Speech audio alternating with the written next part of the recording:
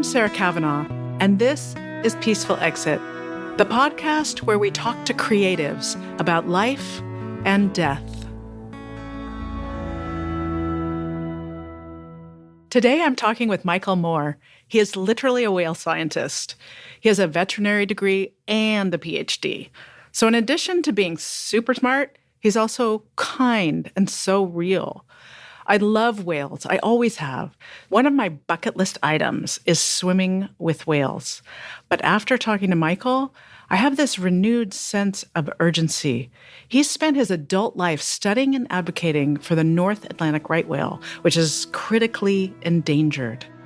I like to look for wisdom in unexpected places, and it turns out that a whale scientist actually has a lot to say about death.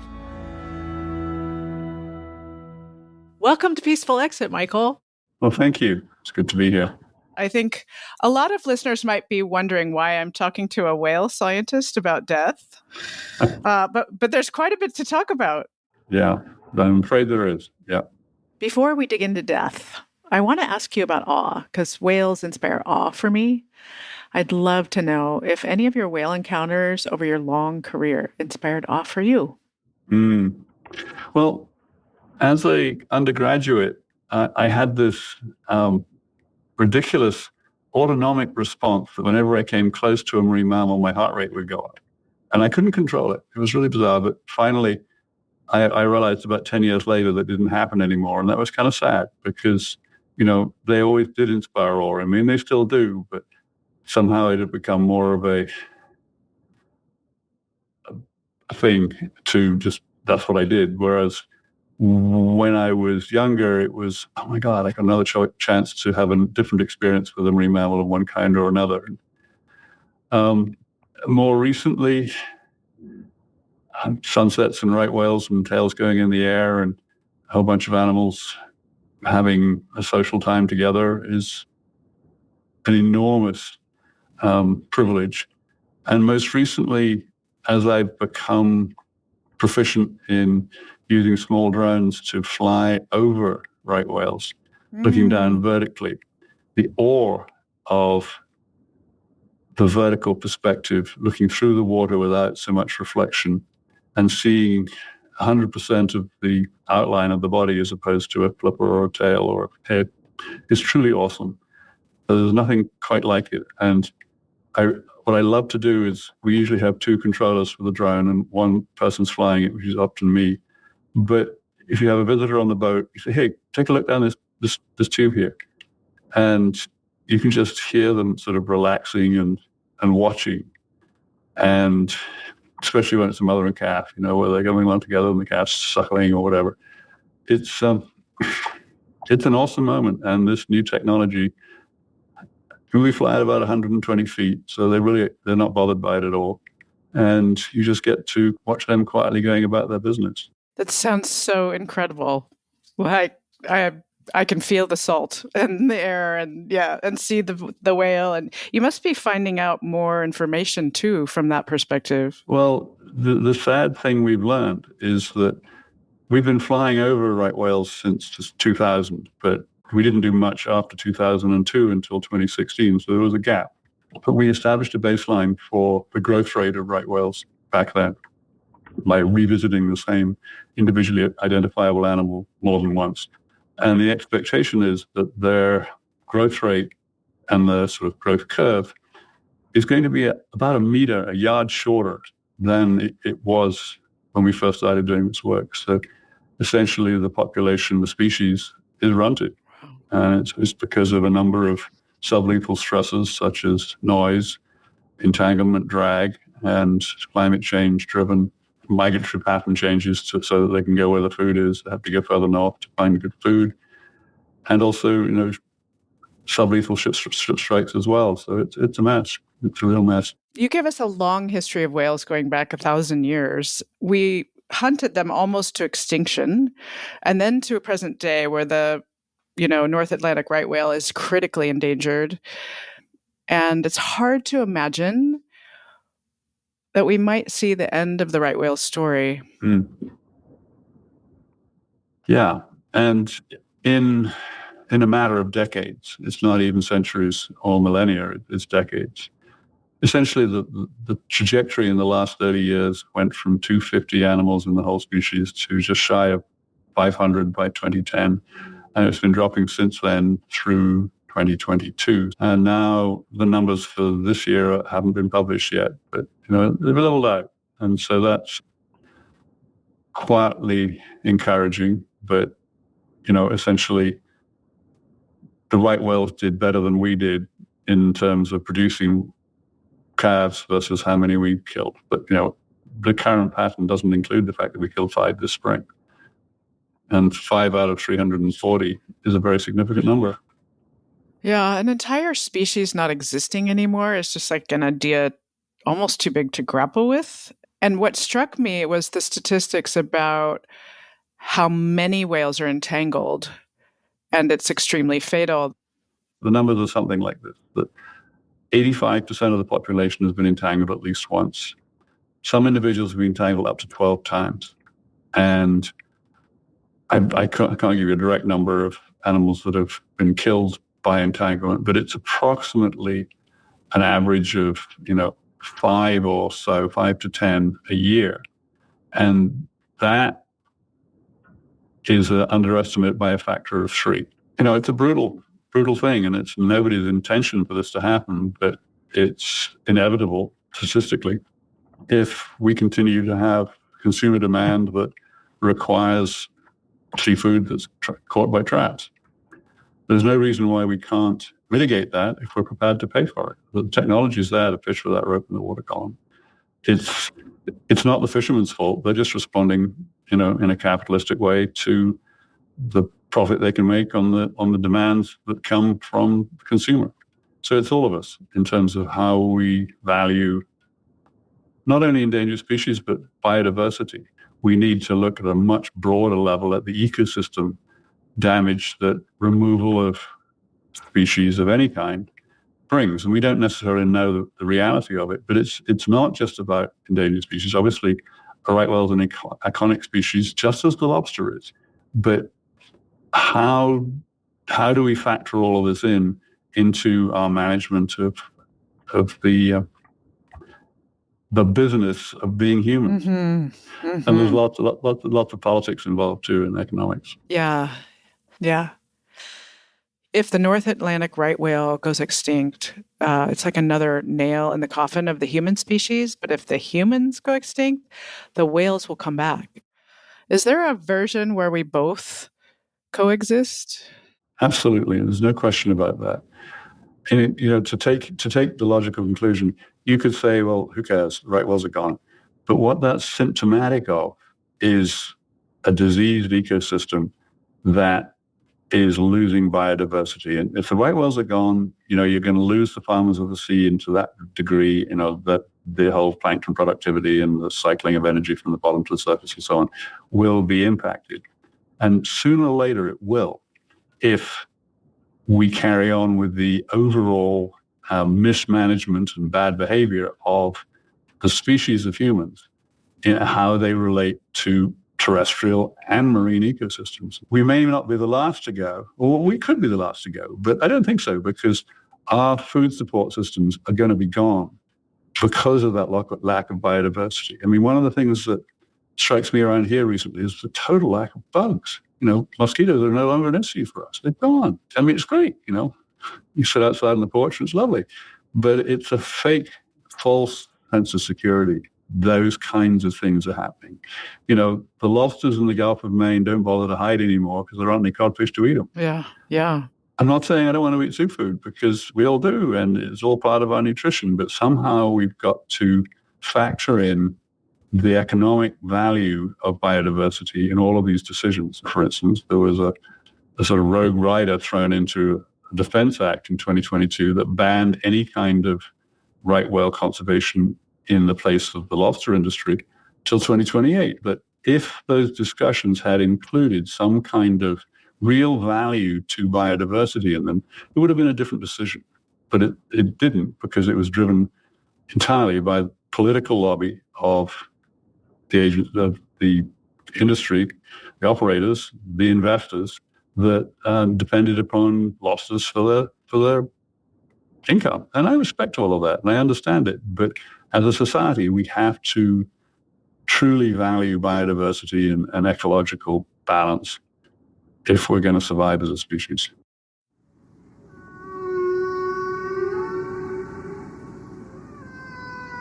So you write about the Save the Whales movement in the 1970s, where people were pulled into the cause because of the recordings of the humpback whale songs. And I remember hearing my first whale song and being completely transported. Well, music does that. And these humpbacks make music, there's no question. And, I think I said in the book that when I first got to spend sort of intense time with humpback whales was on Silver Bank in north of the Dominican Republic, and barefoot in a boat, if the whale's singing close enough, you can feel it through your feet. I mean, Roger Payne, who published those recordings with his wife, actually got them at the first stage from a Navy acoustics engineer in Bermuda. Watlington was his name, Bill Watlington. And he said, Roger, you should look at this stuff. And, obviously Roger and Katie did their thing with it. And, they did, as I quote in the book, it became the soundtrack of the hippie movement, really. Yeah.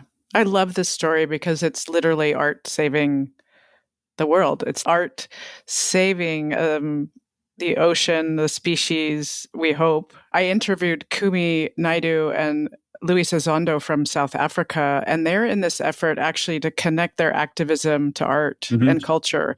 Because if we inspire people to change, that's the only way to change hearts and minds. And especially for people who may not encounter whales in their lifetime, to bring it to them in the form of art is pretty beautiful. Well, one of the experiences I had in the last year was I helped getting a dead right whale at the beach in Martha's Vineyard. It had died over, I think, 17 months from an entanglement, and it washed ashore with a rope tightly around its tail. And the local Wampanoag tribe, native folks showed up, and we were able to work with the government and with the tribe such that the tribe offered up land to have the necropsy done there, and the whale was buried on their land. And the baleen and the bone was collected for traditional art purposes.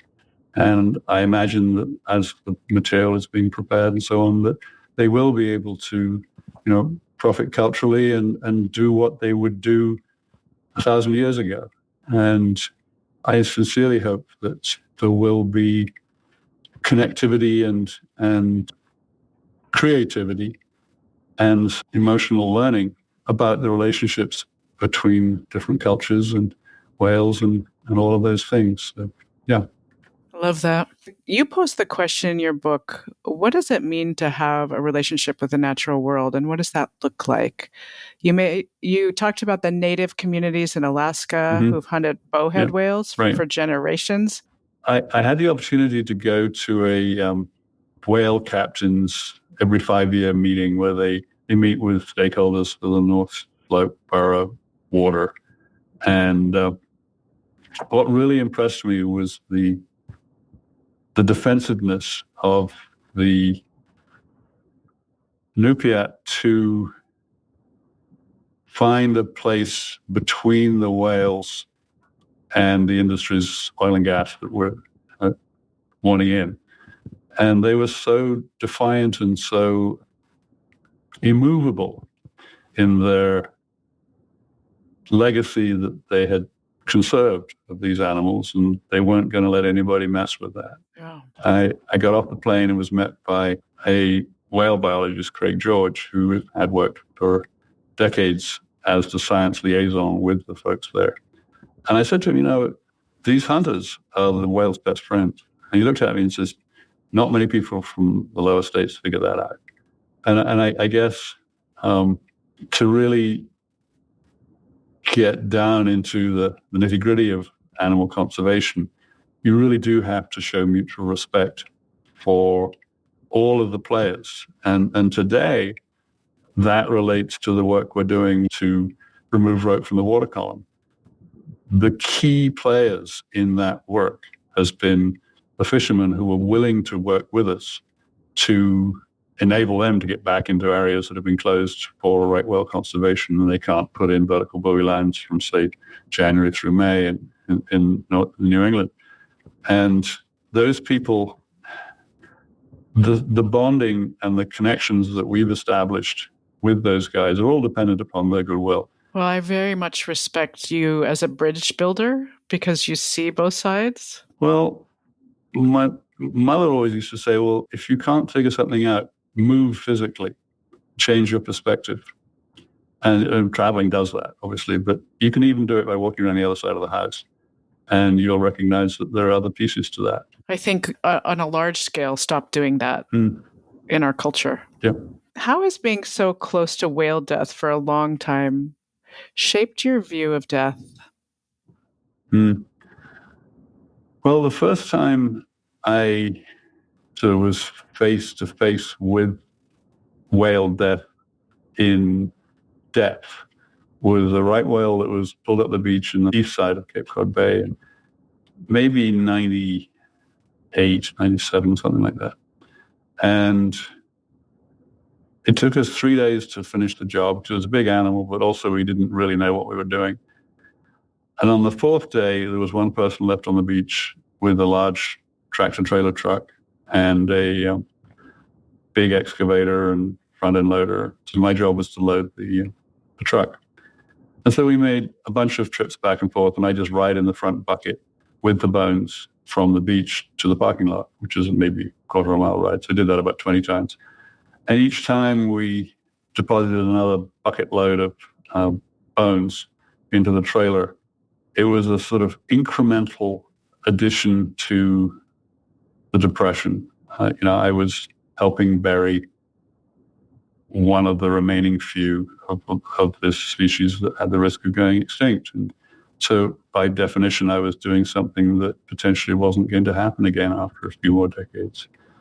And that was the most intensive piece that I've ever felt in that context, because it was the first time that it really got to me as to what that was.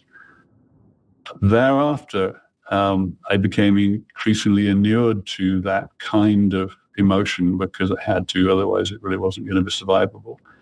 But periodically, the shield would break and I'd come back into that zone again. And there was one case in particular, and we had a badly entangled right whale that we tried to disentangle. And the animal was disentangled, but it died of its entanglement wounds 2 weeks later. And in the process, we had used 3 different needles to give different kinds of drugs to the animal. And one of the needles, I'd shot it, and I'd placed it too far back. So there was too much movement of the tail going up and down, and the needle had got a bend in it. So the needle was still there 2 weeks later, and obviously it caused a lot of pain to the animal. I looked at it and said, well, good job, Michael. That was really dumb. And that was hard. It was really hard. And, I wanted it documented as dispassionately and as accurately as possible. So later I'm going to write up this whole case, and we wrote 2 papers about it because I want everybody to know what happened and why and so on. And eventually I did publish it about a year later. Yeah. What you're describing is turning your grief into action by writing that article. Right. I'm curious. I love language, and there's a important word choice here because you talk about whale necropsies versus human autopsies. Is having a separate word for what is essentially the same thing a way of othering whales or making humans superior, making animals less than? Yeah, I think you're absolutely right. And, and that with that comes the whole debate about anthropomorphism. And we all treat our dogs and cats like we would expect to be treated as humans. And there's no fundamental difference between a dog and a cat or a whale. They're all sentient and they're smart as hell. They just can't talk English. I noticed at the end of your book, you write from 2 different whales' perspectives, and you wanted to start each chapter that way, but the editors kind of pushed back on that. I think it was a harder pushback from the reviewers than the editor, although the editor, I think, saw an easy path. in that regard. And I respect that. Having rampant anthropomorphism throughout the whole book was going to be hard to sell to his managers. So why do you think people push against anthropomorphism? Are we crazy to think that whales have feelings that we might be able to understand? I don't think we're crazy at all. I think we're jealous of our own uniqueness as a species. And so that's why we push back against anthropomorphism. The scientists are not supposed to have any kind of emotions there, but that's changed a lot. And one of the best boosts I got post-publishing that book was a number of letters from senior retired colleagues at my institution giving me a huge thumbs up. And they were the generation that one would expect to get the thumbs down in terms of the anthropomorphism of it. But they had retired and reflected. And I think probably I was at the sort of break point, a pivot, if you like, of attitude in that regard. And that, I think, was an indication to me that maybe I'd done something worthwhile and that I should carry on in that direction, despite some of the norms. My sense is that animals that have been damaged by trauma deserve anthropomorphism. Mm. We need to feel into what they're feeling. Yeah, or what they're feeling should be graded in the context of what we would feel in the same situation, because we did it. Yeah. They deserve that. Yeah, well said. Well, I'm kind of switching gears here a little bit. Growing up in England, you had a lot of unsupervised time as a teenager on a boat and on the water. I loved how you wrote about coming home just for a meal and a shower every now and then. I grew up in a similar way. My mother had a triangle, and she'd ring the triangle when it was dinner time and call in all the kids. Right. Yeah, well, my mother basically put 10 pounds in my pocket, and I got on the train and off I went. And, I was 15, and my brother was studying in London, and he'd meet me at the Waterloo and take me to Liverpool Street and put me on the train, and my sister would meet me up in Norfolk, and she'd drive me out of the boat, and we'd stop by the grocery store on the way. And I remember it was, you needed 3p coins to put into the coin box to call. So the deal was that I put 3p in the call box and called my sister, who was living about 10 miles away. Yeah, I'm still alive. See you later. Click. Proof of life. And then she'd call my mother because it was more expensive to do that. How do you think that shaped your relationship with the natural world? Well, I certainly find peace in nature where I don't find anywhere else. And that's for sure. And, today, there's nothing better than going for a walk on the beach with the dogs. That's where I can create words. In your book, when you talk about your work, your connection to the natural world comes through. It's so present. And so does your pragmatism, which you say you got from your mom. I can just imagine how hard it must have been to lose her when you were barely 20 years old. Certainly with my mother, I was in denial that she'd even died for 2 years, but at the same time, she'd shown me how to die. No question about that. She had a humor about things, so it's hard to not to laugh even now when, the first time she came back from the hospital having been opened up and said, "Well, what am I going to do for you to shut her up again?" And so she was in bed at home, and people would show up with flowers. And after about 2 or 3 weeks, she looked at me and says, "Michael, I think they might think I'm going to live a bit longer because they stopped sending cut flowers and now they're flowers in pots." And she giggled. And, and also, her ability to look out rather than in. Well, how's my sister doing? What's your dad thinking about all this? And is your brother okay? And, it was an incredible privilege to observe and learn from her how to die gracefully. Well, we talk a lot about the idea of legacy and peaceful exit, and we're trying to expand that definition beyond career, title, money, It also can be an emotional legacy, what you leave behind in the hearts of the people who love you. And you wrote so beautifully about your mom's legacy of love and how she cared for your dad, who had bipolar disorder.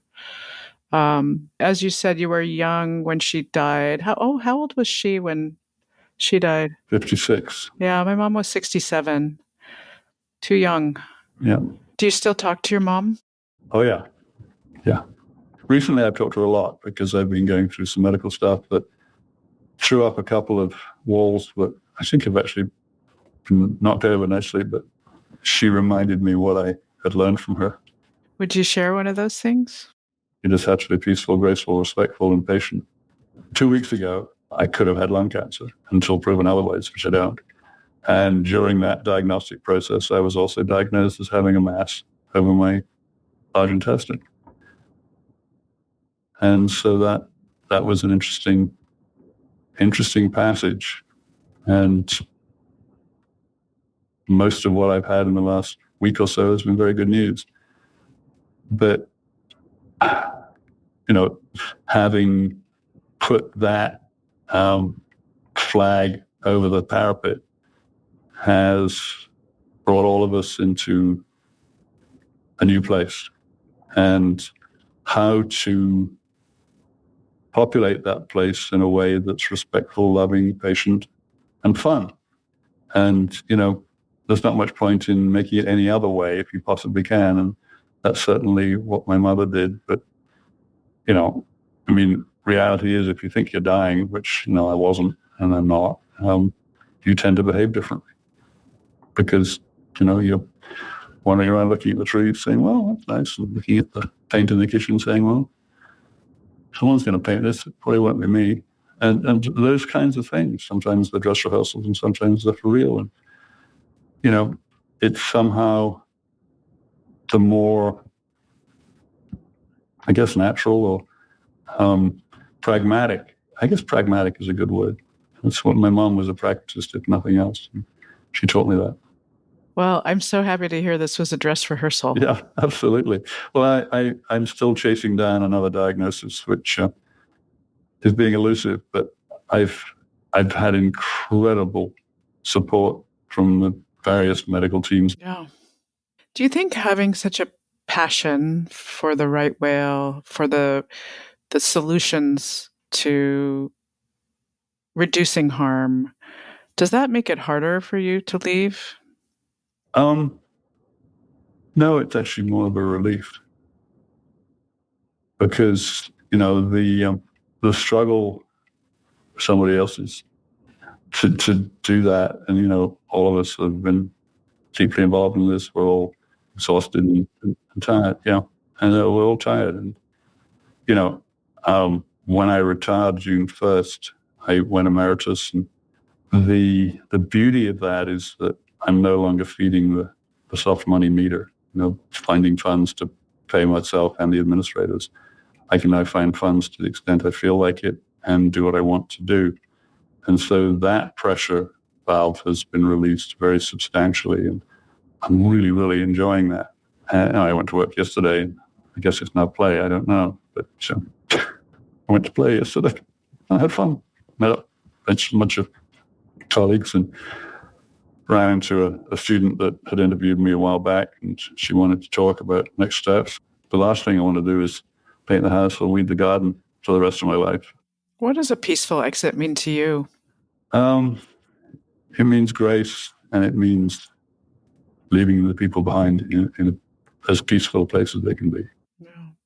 You studied premature whale death, but what is a peaceful exit for a whale? Well, we don't know much about growing old as a whale because we don't let them do that anymore. One whale that we tagged and that was entangled so we could track it, it did thousands of miles before it finally died in deep water, and down it went. So, that one was a gravitational one, and it was on the seafloor and would have become part of the ecosystem through being decomposed upon and scavenged. Is that what they call? Is that what they call whale fall? Yeah. Could you describe what a whale fall is? Yeah, sure. I'm not a whale fall expert, but basically, if a whale dies, and it is negatively buoyant, it'll sink. And it's negatively buoyant if it doesn't have enough fat in it to make it float. So in that case, if they sink in deep enough, cold enough water, they may never float back up again. And so then you get a whole body of a whale that can then get colonized by bacteria and larger animals, crustaceans, crabs, and worms, and all kinds of other things that basically disassemble it till you get to the point where there's just bones, and there are special kinds of worms that are in those bones. And so it creates a nutrient-rich oasis in an otherwise depauperate deep sea bottom. Wow. What a wonderful metaphor for finding meaning or purpose in death.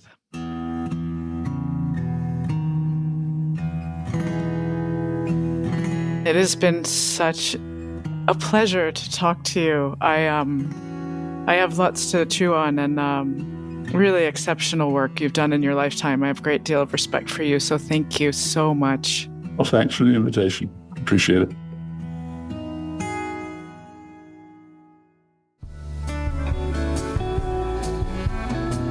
Thank you for listening to Peaceful Exit. I'm your host, Sarah Kavanaugh. You can find me on Instagram at @peacefulexit, and you can learn more about this podcast at peacefulexit.net. Our senior producer and editor is Katie Klein. Our sound engineer is Jeff Gall. Additional support from Cindy Gall and Sierra Austin. Original music provided by Ricardo Russell, with additional music and sounds from Blue Dot Sessions. If you'd like to support our show, please follow us on Spotify and Apple Podcasts. Rate and review us wherever you listen. It really does make a difference. And as always, thank you so much for listening.